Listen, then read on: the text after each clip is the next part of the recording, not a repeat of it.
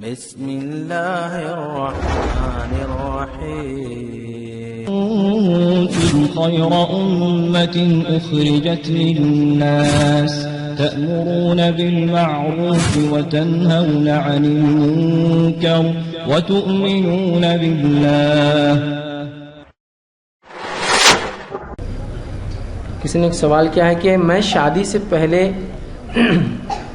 ایک لڑکے کو پسند کرتی تھی لیکن کسی وجہ سے شادی نہ ہو سکی اور میری شادی دوسرے لڑکے سے ہو گئی. میں نے اس پر صبر کیا تو کیا مجھے اس کا اجر ملے گا؟ سوال میرے لیے بہت مشکل ہے، کوشش کرتا ہوں اپنے آپ کو سمیٹ کر جواب دوں. دیکھیے، سب سے پہلی چیز تو یہ کہ کسی بھی مومن مرد اور عورت کے لیے افیئر جائز نہیں ہے. تو جو چیز جائز نہیں ہے تو اس پہ صبر کا اجر بھی نہیں ملتا ہے. اصول سیدھا ہے. اگر میں حرام کماتا ہوں تو زکوٰۃ دینے کا اجر ملے گا مجھے؟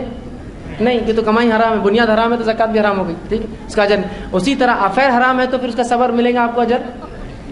بلکہ اگر آپ نے نہیں بھولا ہوگا تو فوراً بھول جائیے، ورنہ گناہ ملے گا ہر پل پل کا آپ کو کہ نکاح میں کسی اور کے سوچتے کسی اور کے بارے میں ہو. ٹھیک ہے، تو لہٰذا اگر کسی خاتون کو کسی سے محبت تھی، اور افیئر تو بہرحال یہ تو میں کہوں گا کبھی بھی درست نہیں ہے کسی کے ساتھ افیئر کرے، وہ والدین کو بتاتے.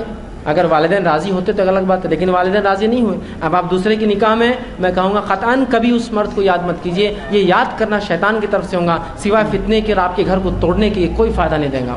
اور اس کا صبر تو بھول جائیے، صبر ہے ہی نہیں. کوئی حرام چیز کی بنیاد پہ صبر نہیں ہوتا.